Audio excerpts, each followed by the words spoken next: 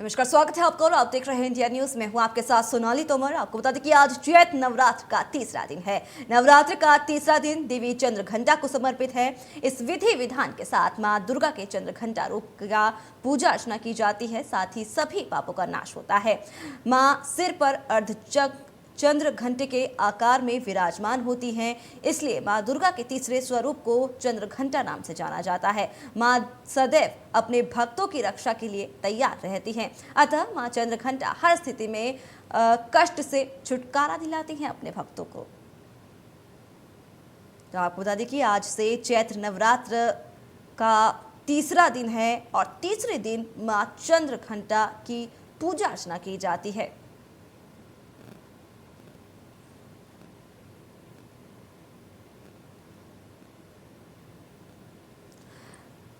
हमारे साथ तमाम जानकारी के लिए आचार्य प्रमोद हमारे साथ जुड़ चुके हैं। प्रमोद जी, आपसे जानना चाहेंगे, जिस तरीके से आज मां चंद्रघंटा की पूजा अर्चना की जाती है और आज तीसरा दिन है नवरात्र का, क्या कुछ आप हमारे भक्तों को, जो भक्तगण हैं, उनको क्या कुछ सलाह देना चाहेंगे इस अवसर पर?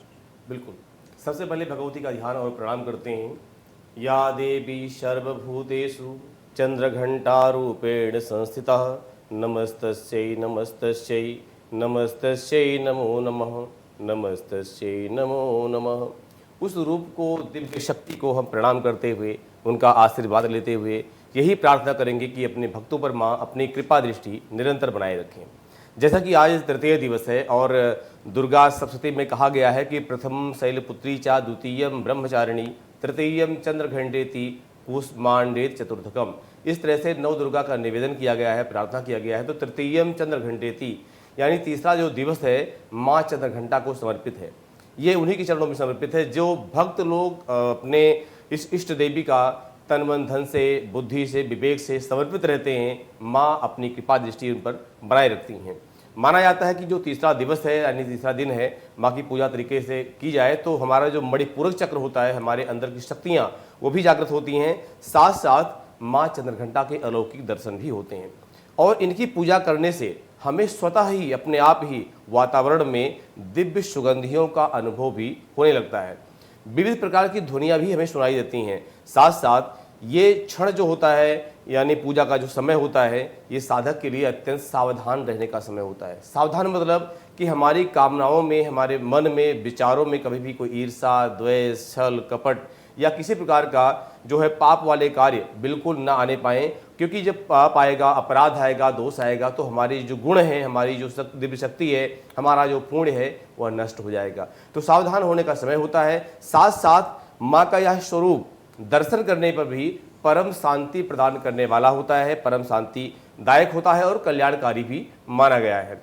माँ का चंद्रघंटा नाम क्यों?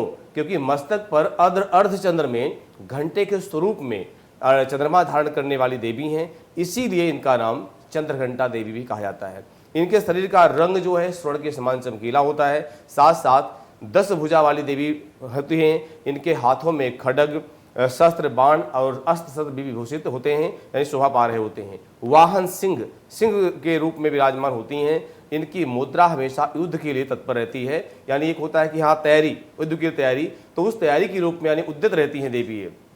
माँ चंद्रघंटा की कृपा से साधक के जीवन में किसी प्रकार का अपराध या पाप अगर हो गया हो या हो रहा हो तो सब नष्ट हो जाते हैं। साथ साथ जीवन में आने वाली ही बाधाएं अपने आप नष्ट हो जाती हैं, विघ्न भी शांत हो जाते हैं। इनकी आराधना हमेशा फलदायी ही है, लेकिन नियम होता है, प्रार्थना होती है कि हाँ तरीके से अगर इसको किया जाए, उन नियमों में कोई समझौता न किया जाए। जो नियम बताए गए हैं, जो भक्ति बताई गई है, जो विधि बताई गई है, उस विधि के अनुसार ही पूजा करें, तन मन धन से माँ को समर्पित रहें, तो अपने आप ही अपने जीवन के कष्टों को निवारण भक्त कर लेता है। माँ की कृपा से सदा इनका जो भी अगर दर्शक या भक्त अगर इनका प्रार्थना करता है या इनकी साधना करता है तो निर्भय हो जाता है। संसार में किसी प्रकार का कोई भय उसको नहीं होता है। विशेषकर नवरात्रों में भी, नवरात्र 4 होते हैं। 4 नवरात्रों में 2 उत्सव वाले नवरात्र हैं और 2 गुप्त नवरात्र कहे जाते हैं। तो इन उत्सव वाले नवरात्रों में जब साधना की जाती है, और दूसरी बात दिन के बजाय रात्रि, इसका नाम है नवरात्रि, तो दिन की बजाय रात्रि की साधना, रात्रि की पूजा, जहाँ पर आपको कोई रोकने टोकने वाला ना हो, कोई बाहर की ध्वनि सुनाई न दे रही हो, आपके मन में किसी प्रकार का कोई विचार न चल रहा हो, मन शांत हो, तो उस अवस्था में जब माँ की पूजा की जाती है तो एकदम जो भी हम चाह रहे हैं, जो भी हमारी कामनाएं जीवन के लिए समर्पित होती हैं, वो कामनाएं भी हमारी पूर्ण होती हैं।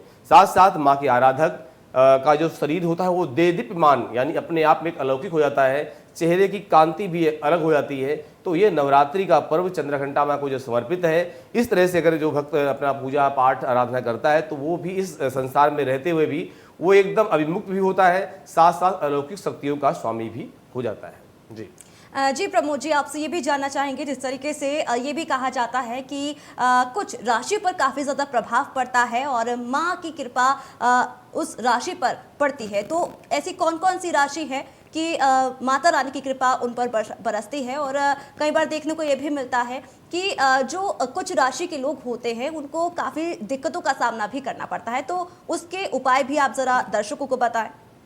बिल्कुल। सबसे पहले हम बात करेंगे कि आज तीसरा दिवस है, तो तीसरे दिवस में तीसरा दिवस नवग्रहों में मंगल ग्रह को समर्पित होता है। और ये क्रम से जैसे 9 ग्रह होते हैं, बिल्कुल ये 9 देवियां अलग अलग ग्रहों का अपना अपना जो है कार्य करती हैं और अलग अलग ग्रहों के प्रकोप को भी शांत करती हैं। तो तृतीय दिवस यानी मंगल ग्रह का जो दिन होता है, यानी मंगल ग्रह का जो प्रभाव होता है, वो चंद्रघंटा माँ के साथ जुड़ा हुआ है। तो अगर आपकी राशि मेष राशि होती है, आपकी वृश्चिक राशि है, मेष और वृश्चिक का स्वामी मंगल देव हैं, और अगर आपके जीवन में मेष राशि से संबंधित कोई दोष चल रहा हो, आपके जीवन में आपकी जन्म कुंडली में, वर्ष कुंडली में या महादशा में मंगल राशि के अंतर्गत आने वाली राशियां मेष और वृश्चिक पर कोई दोष या चल रहा हो, या दशा खराब चल रही हो, राहु की दृष्टि हो, केतु की दृष्टि हो, तो ऐसे ग्रह चल रहे हों, इन ग्रहों का प्रकोप शांत करने के लिए आपको चंद्रघंटा माँ की उपासना अवश्य करनी चाहिए। आपके जन्म कुंडली में यानी आपका लगन मेष हो या आपका लगन वृश्चिक हो, मंगल स्वामी हो गया, लेकिन मंगल का संबंध राहु से हो रहा हो, मंगल का संबंध केतु से हो रहा हो, या मंगल जाकर छठे भाव में बैठ जाए, तो छठे भाव में मंगल बैठेगा या अष्टम में बैठेगा तो आपके जीवन को नकारात्मक शक्तियों से भर देगा, यानी रोग, ऋण और शत्रु पैदा होंगे। अष्टम बैठ गया तो आयु को हानि होती है, आयु क्षीण होती है। तो इन अवस्था में आपको चंद्रघंटा माँ की उपासना अवश्य करनी चाहिए। बाकी राशियाँ जैसे कि हम देख रहे हैं कि इस समय अभी 29 अप्रैल तक शनि देव की ढैया बराबर मिथुन राशि पर और जो तुला राशि पर चल रही है, और जिनकी मकर राशि है, कुंभ राशि और धनु राशि है, तो धनु राशि पर शनि देव की 7.5 जाने वाली है, तो लेकिन अभी वर्तमान में चल रही है। तो इसलिए जब कोई 7.5 या ढैया जाती है तो कहीं ना कहीं अच्छा फल तो बाद में देती है, लेकिन जाते जाते कोई एक ऐसा ठोकर या ऐसा निशान दे जाती है कि हाँ 7.5 या ढैया भी आई थी। तो इसलिए आप सावधान भी रहें। साथ साथ इन ग्रहों की शांति के लिए, चाहे राहु का प्रकोप हो, केतु का प्रकोप हो, या आपकी मेष राशि या वृश्चिक राशि है, शनि का प्रकोप हो, तो इन प्रकोपों से शांत रहने के लिए, इन दोषों को दूर करने के लिए आपको चंद्रघंटा माँ की उपासना अवश्य करनी चाहिए। कहते हैं मनसा वाचा कर्मणा, मन से, वचन से, कर्म से जब हम देवी को समर्पित होते हैं तो चाहे ग्रह का कितना भी प्रकोप हो, ग्रह का कितना बड़ा दोष हो, वो सभी दोष स्वतः ही शांत हो जाते हैं। यानी बारिश तो हो रही होती है, बारिश होना यानी ग्रह का प्रकोप होना ये कोई रोक नहीं सकता, ये प्रकृति का नियम है, लेकिन छाता लेकर के अपना बचाव किया जा सकता है। इसीलिए इस देवी की उपासना करके आप एक कवच बन सकते हैं, अपना एक कवच बना सकते हैं। इस कवच के उद्देश्य से ग्रहों का प्रकोप आपके ऊपर असरकारी नहीं होगा, यानी आप हमेशा प्रसन्न रहेंगे और दुख में भी सुख का अनुभव करेंगे। जी आचार्य जी, आपसे ये भी जानना चाहेंगे कि आप हमारे दर्शकों को बताएं कि माँ चंद्रघंटा की पूजा अर्चना किस तरीके से की जाती है, क्या कुछ सामग्री होती है, क्योंकि कई बार देखने को ये भी मिलता है कि कुछ लोगों को इस बारे में नहीं पता होता है कि क्या कुछ विशेष पूजा करके वो धन प्राप्ति भी कर सकते हैं। तो इसके कुछ लाभ भी बताएं और पूजा करने की कुछ एक विशेष चीज़ें भी बताएं कि क्या कुछ तरीके से वो सही तरीके से पूजा अर्चना कर सके। बिल्कुल, तृतीय दिवस चंद्रघंटा माँ को समर्पित, यहाँ पूजा कैसे करें, विधान क्या होता है, विधि क्या होती है। जैसा कि आप निरंतर देख रहे हैं हमारे इस कार्यक्रम को, माँ के पूजन में जो कि आपने प्रथम दिवस में कलश स्थापना की थी, प्रथम दिवस में आपने अखंड दीपक का जो है निर्माण किया था, यानी दीपक जलाया था। प्रथम दिवस में आपने खेतड़ी का बीजन किया था, यानी जौ बोया था। तो ये सब जो क्रम आपके हैं, साथ साथ अष्ट जो 64 योगिनी का पूजन, अष्ट मातृका का पूजन, सप्तघृत मातृका का पूजन, षोडश मातृका का पूजन, वेदों का पूजन, ये सब क्रिया आपने साथ साथ जो भी आपके नित्य नैमित्तिक देवता थे जो आप रोज पूजन करते चले आ रहे हैं, इन देवताओं का भी मैंने पूजन किया। तो इस पूजन के बाद, ये तो आपको करना ही करना है, ये 9 दिन करना है। इसके बाद आपकी उस चौकी पर आसन में विराजमान, अगर आपने एक देवी यानी अष्टभुजा रूप में भगवती दुर्गा की पूजा की है, उसी मूर्ति को स्थापित किया है, तो आप उसमें भी जो है चंद्र घंटा माँ को स्थापित करके उनका ध्यान करके वहाँ भी आप पूजन क्रम निभा सकते हैं, कर सकते हैं। और अगर ऐसा नहीं है, आप 9 देवियों की पूजा अलग अलग कर रहे हैं, अलग अलग तरीके से कर रहे हैं, तो आज चंद्रघंटा माँ को उस चौकी पर विराजमान करके और उनको क्रम से जो पूजा का क्रम होता है, पूजा क्रम कुछ इस तरह का होता है। आवाहनासने पाद्यम अर्घम आचमनीयकम स्नानम वस्त्रोपवीतं च गंधमाल्यानुक्रमात् धूपम दीपम च नैवेद्यम तांबूलम च प्रदक्षिणः पुष्पांजलि इति प्रोक्ता उपचारास्तु षोडशः। तो पूजा के 16 होते हैं, यानी 16 तरह के तरीके हैं किस विधि से क्या कब और कैसे चढ़ाया जाए, कैसे पूजन किया जाए। तो माँ को चौकी पर विराजमान करके प्रयास करें, नीचे वस्त्र आसन जरूर दें, और उनको अगर मूर्ति रूप में है तो आप स्नान जरूर कराएं। अगर मूर्ति के रूप में नहीं है, तस्वीर यानी फोटो के रूप में है, तो वहाँ पर जल का छींटा ही दे सकते हैं, उसी रूप में आप स्नान करा सकते हैं। जल का छींटा भी या तो आम के पत्ते से या पान के पत्ते से या फिर गेंदे के फूल से दिया जाए, ज़्यादा ही अच्छा माना जाता है। माँ को पुष्प में प्रसन्नता होती है गुड़हल के फूल से। गुड़हल का फूल आपने देखा होगा, लाल रंग का फूल होता है, कलियां खिली होती हैं और बीच में एक पीले रंग का जीरा निकला होता है, तो ये गुड़हल के फूल की पहचान होती है, क्योंकि सुगंध नहीं होती। ये फूल माँ को अति प्रिय है। इस फूल को माँ को आप अवश्य चढ़ाएं। तो माँ को चौकी विराजमान करके सबसे पहले स्नान के लिए जल अर्पण करें। स्नानान्ते वस्त्रम, और उपरांत वस्त्र चढ़ाएं। वस्त्र के रूप में अब आप नया वस्त्र पहनाते हैं, बढ़िया है, नहीं तो आप कलावे का मौली का भी वस्त्र आप चढ़ा सकते हैं। वस्त्रांते गंधम, चंदन लगाएं, मंत्र पढ़ें कि आदित्या बशो रुद्रा विश्वे देवा मरुद्गणः तिलकंते प्रयच्छन्तु धर्म कामा सिद्धे। इस तरह मंत्र पढ़ करके चंदन चढ़ाने के बाद अक्षत यानी चावल साबुत होना चाहिए। और ध्यान दें, अक्षत का नाम अक्षत क्यों पड़ा? चावल को पूजा में उसको अक्षत का नाम ही दिया जाता है, अक्षत ही कहते हैं, इसलिए जिसकी क्षति न हुई हो, यानी जो टूटा हुआ ना हो, टुकड़ा ना हो, तो ये आप जरूर ध्यान दें कि साबुत चावल ही चढ़ाए जाते हैं पूजा में। तो गंध के यानी चंदन के बाद चावल चढ़ाएं। गंधांते क्षतोपरांत पुष्पम पुष्प माल्यम, यानी फूल और फूल की माला, विविध प्रकार के फूल, जो भी आपने 4 तरह के 5 तरह के फूल लाए हैं, उन फूलों की माला भी और फूल भी माँ को अर्पण करें। पुष्पम पुष्प माल्य उपरांत धूपम दीपम, यानी धूप दीप भी सुगंधित धूप आप माँ को अर्पण करें। उपरांत दीपक जो जला करके वो भी अर्पण करें। ध्यान दें कि दीपक जो अखंड जल रहा है उसको आपको नहीं छूना है, वो तो जल रहा है, जलने दीजिए उसको। अलग से पूजा के लिए दीपक बनाया जाता है। तो धूपम दीपम उपरांत हस्त प्रक्षालनम, धूप दीप दिखाने के बाद में हस्त प्रक्षालन करना चाहिए। यहाँ पर इत्र चढ़ाया जाता है। त्र्यंबकम यजामहे सुगंधिम पुष्टिवर्धनम उर्वारुकमिव वंदनान मृत्योर मुक्षीयमामृतात्। तो धूप दीप, गुलाल, अबीर, अभ्रक, हल्दी, ये भी जो है एक चुटकी में लेकर के माँ को आप अर्पण करें। इसके बाद में हस्त प्रक्षालन दोबारा हाथ धो करके, और भोग में माँ को हलवा जरूर चढ़ाएं। उसके ऊपर जो है पंचमेवा आदि पकवान जो आपने बनाए हैं, मिठाई भी रखी तो आप सब कुछ रख सकते हैं। और अनार के दाने भी, उसके अनार के जो है फल से अलग करके और दाने भी आप रख दें। इस प्रकार माँ को भोग के लिए वो प्लेट या थाली अर्पण करके और हाथ में जल लेकर के जल का घेरा उस नैवेद्य के चारों तरफ आप जरूर लगाएं। ऐसा माना जाता है कि जल के घेरे में जब प्रसाद आ जाता है, भोग आ जाता है, तो माँ स्वीकार भी करती हैं। और किसी प्रकार का कोई दोष, यानी हम भी उसको देख रहे हैं, कोई और भी देख रहा हो, तो नज़र का जो दोष होता है उस भोग में, नैवेद्य में ना आए और वह नैवेद्य प्रसाद सुरक्षित रहे, माँ उसको ग्रहण करें। इसलिए एक जल का घेरा बना दिया जाता है। और 5 ग्रास मुद्रा में ओम प्राणाय स्वाहा, अपानाय स्वाहा, व्यानाय स्वाहा, समानाय स्वाहा, उदानाय स्वाहा, ये 5 ग्रास मुद्रा होती हैं। इन ग्रास मुद्रा को दिखाते हुए और भोग के लिए प्रार्थना भगवती से आप जरूर करें। तो नैवेद्यांते आचमनीयं जलम, जलोपरांत ऋतुफलम, फल अलग से जो भी आपने जिस तरह का फल उपस्थित किया है, फल को कहते हैं ऋतुफल। ऋतुफल मतलब उस ऋतुओं में जो फल उपस्थित हो, उन फलों को भगवान को यानी भगवती को अर्पण करें। तो ऋतुफलांते सफल तांबूल भोगी फलम, पान के पत्ते में जावित्री, लौंग, इलायची, सुपारी रख करके, कमलगट्टा भी उसमें जरूर रखें और रख करके भगवती को ये भी आप अर्पण करें, यानी पूगी फल यानी पान का बीड़ा भी चढ़ाएं। उपरांत मंत्र पुष्पांजलि, दक्षिणा चढ़ाने के बाद में हाथ में पुष्प ले लें और प्रार्थना करें। त्वं वैष्णवी शक्ति अनंत वीर्या विश्वस्य बीजं परमासि माया सम्मोहितं देवी समस्तमेतत् त्वं वै प्रसन्ना भुवि मुक्ति हेतु। इस तरह प्रार्थना करते हुए जो आपकी अंजलि में फूल है, पुष्प रखा हुआ है, इस पुष्प को माँ को अर्पण करके प्रार्थना करें कि मत समः पातकी नास्ति पापघ्नि त्वत्समानहि एवं ज्ञात्वा महादेवी यथा योग्यम तथा कुरु। हे माँ, मेरे समान कोई पापी नहीं है और आपके समान पाप को समन करने वाला, पाप को दूर करने वाला कोई नहीं है। इसलिए आपको जैसा उचित जान पड़े, जैसा ठीक लगे, आप माँ हैं, मैं आपका पुत्र हूं, मैं आपका संतान हूं, तो जैसा उचित लगे माँ, आप मेरे लिए वैसा निर्णय लीजिए और इस भक्त को अपनी भक्ति में, अपने चरणों में स्थान प्रदान करें, चरणों में शरण दें। ये प्रार्थना भगवती से आप जरूर करें।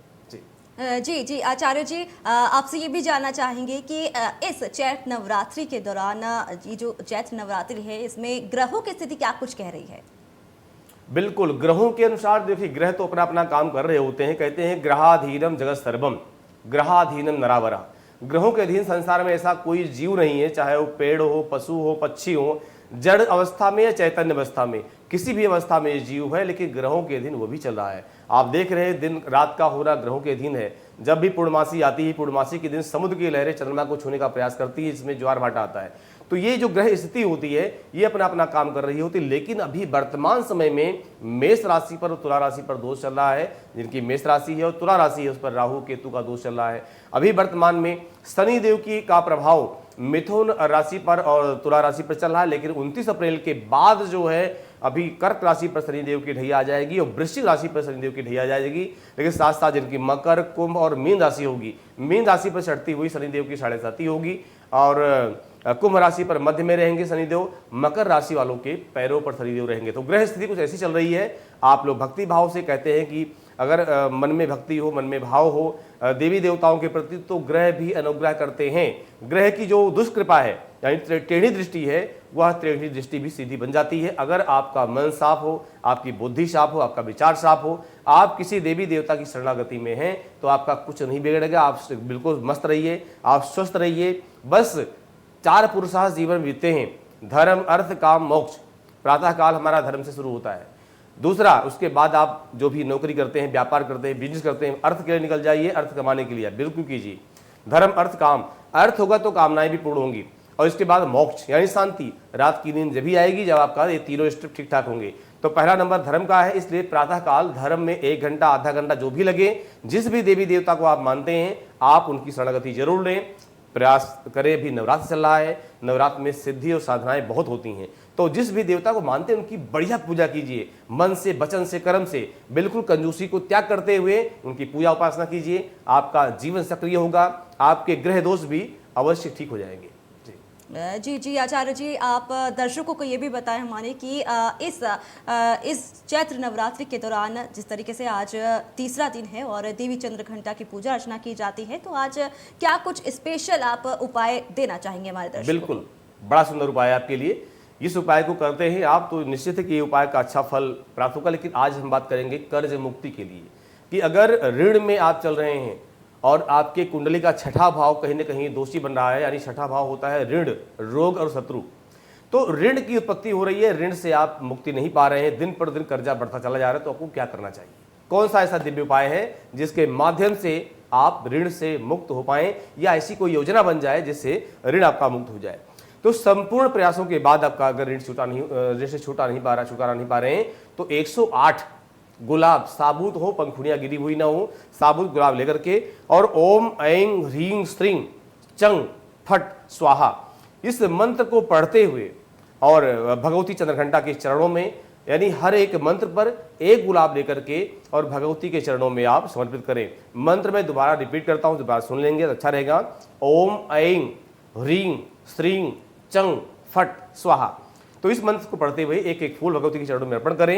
1.25 किलो साबुत मसूर लाल कपड़े बांध करके और अपने सामने उसको रख दें। साथ साथ देसी घी का दीपक जला करके और इसी मंत्र से 108 बार आप जप भी करें। मसूर को अपने ऊपर से 7 बार घुमा करके, यानी किसी कर्मचारी को, यानी जो सेवक हो, यानी साफ सफाई करने वाला व्यक्ति हो, उसको आप दे दें। ऐसा करने से, ऐसा दान करने से आपके कर्ज में, यानी आपके ऋण में छुटकारा मिलने की पूरी संभावना होती है।